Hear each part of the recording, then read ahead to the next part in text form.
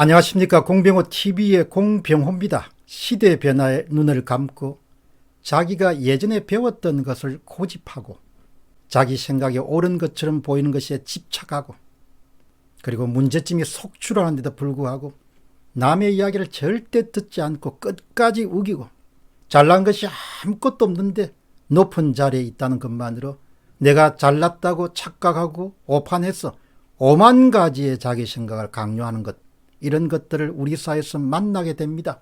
이런 것을 만날 때마다 입에서는 승리학의 후손들, 승리학의 아들들이란 표현이 어김없이 등장하게 됩니다. 시대 변화와 무관하게 어떤 사상이나 이데올로기를 극단적으로 추종하는 원리주의와 교조주의와 근본주의가 너나 할 것 없이 우리 한국인들에게 알게 모르게 내재되어 있습니다. 오늘은 해박한 역사 지식으로 역사 이야기를 현대적 의미로 재해석하고 교훈을 끊임없이 던지는 조선일보의 박종인 여행문화 전문기자의 글에서 조선이 교조주의와 원리주의와 근본주의의 원형에 해당하는 승리학에 압도하는 사회로 자리 잡게 된 배경을 살펴보겠습니다. 바로 그것이 우리 사회를 몰락으로 이끌었고 그것이 백년 지난 지금도 우리에게 영향을 미치고 있다는 그런 판단 때문입니다. 조선조를 지배했던 승리학에 우리의 문화적 유전자를 구성하는 한 부분이 되었습니다. 그것이 아직까지도 우리의 의식과 판단과 행동에 영향을 미치고 있는 것에 주목하기 때문에 우리는 역사로부터 대단히 유용한 교훈을 얻어낼 수 있습니다. 지금부터 이야기 드리는 것은 박종인 여행 전문 기자가 쓴 태계 이후 승리학은 꽃을 피웠고 다른 학문은 사라졌다는 조선일보의 2020년 1월 7일자 기사에서 핵심을 발췌했습니다. 첫 번째는 이항은 위대한 학자였고 1546년 맹종으로부터 소수서원을 인정받음으로써 조선 건국의 이념인 승리학을 관학으로 발전시킬 가운데 큰 공헌을 했다. 두 번째입니다. 사대부인 나라인 조선에서 승리학의 교육기관이자 성인을 모시는 종교기관인 서원이 전국에 자리 잡게 됨으로써 이항의 의도와 달리 조선은 이상한 방향으로 달려가기 시작했다. 이항이 절대로 의도한 건 아닙니다. 그러게 선의가 나라를 망치는 경우가 엄청나게 많이 발생할 수 있죠. 내가 빈자를 위해서 이렇게 퍼주기를 했다. 그렇지만 세월이 흐르면 그 빈자를 위한 정책이 나라를 완전히 초토화시켜버릴 수 있는 거죠. 이황은 훌륭한 나라를 위해서 승리학 이념에 기반을 둔 훌륭한 나라를 위해서 서원 도입에 적극적이었지만 그것이 이른바 이황의 의도와 달리 조선은 이상한 방향으로 달려가게 된다. 이렇게 이야기하는 겁니다. 누구누구의 의도와 달리 한국은 전체주의 사회로 달려가게 돼버렸다. 이런 이야기가 나오는 것이죠. 이른바 교조주의 국가, 근본주의 국가, 원리주의 국가의 길을 걷게 됐습니다. 그러니까 조선조는 16세기부터 필연적으로 몰락의 길을 갈 수밖에 없는 겁니다. 나라 자체가 딱딱해질 수밖에 없는 이념에 사로잡혔기 때문에. 세 번째입니다. 조선이 지식을 중시하는 승리학에 올인하는 시점에 이미 중국 본토에서는 실천을 중시하는 양명학이 빠르게 자리 잡게 된다. 그러니까 항상 우리 역사에서 애잔함이라는 것은 시대의 흐름을 못 읽은 지도자 때문에 민초들이 엄청 고생을 하는 겁니다. 죽을 고생을 하는 거죠. 시대 흐름을 못 읽는 겁니다. 시대 흐름을. 박종인 전문기자 칼럼에서 이렇게 주장합니다. 양명학은 명나라 학자 왕수인 1472년부터 1528년에 살았던 왕수인이 만든 학문이다.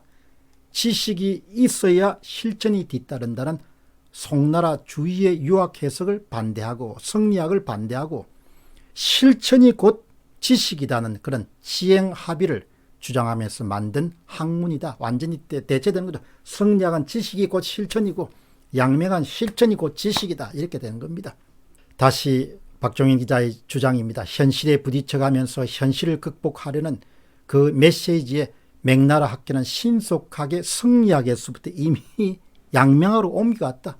그 양명학이 조선에 들어왔을 때 가장 심각하게 이를 반대한 사람이 바로 승리학의 대부인 이황이었다. 그 이야기입니다.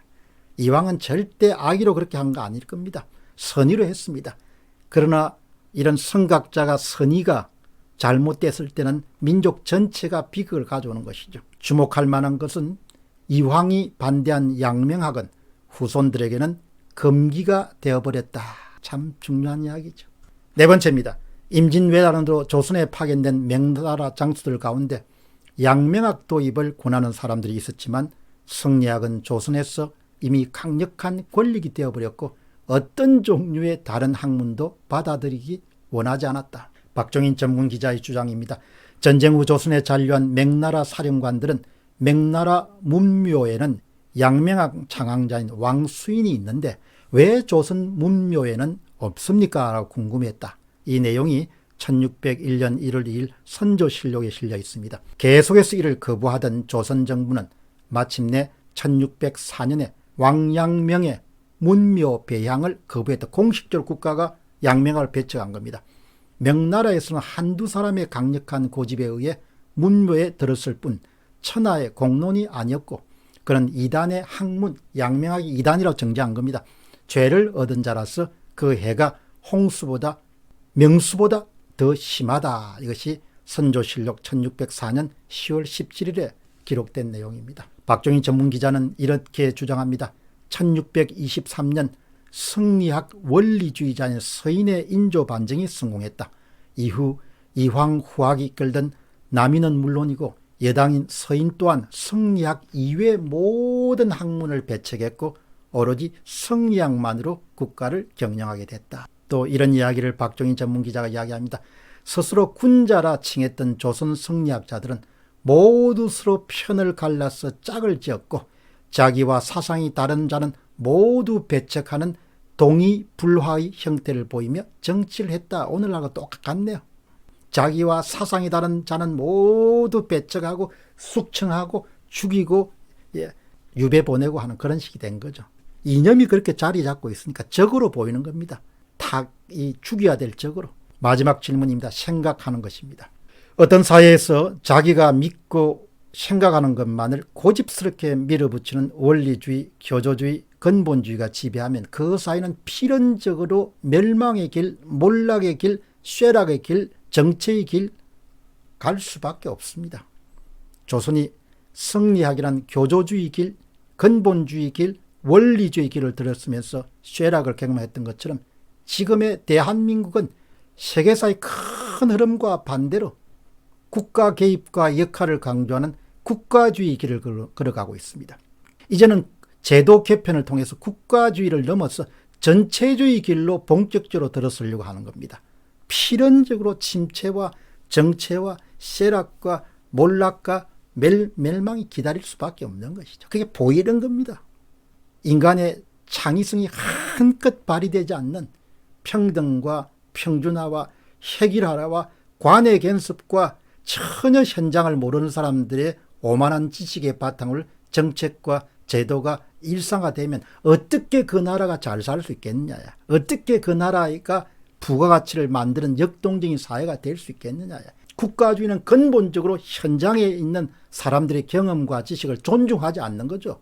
우리가 결정 내릴 때 너는 따라라 이렇게 주장하기가 잘 될 수 없는 겁니다. 대한민국은 몰락의 길로 가고 있는 겁니다. 사람이 나빠서가 아니고 선의를 가진 사람들의 무지함 때문에 몰락의 길을 가고 있는 겁니다. 조선이 성리학을 선택해서 골로 갔던 거와 마찬가지인 겁니다. 논리란 것은 현실적 합리주의를 채택하지 않으면 어려움을 겪을 수밖에 없습니다. 공병호TV의 공병호였습니다. 감사합니다.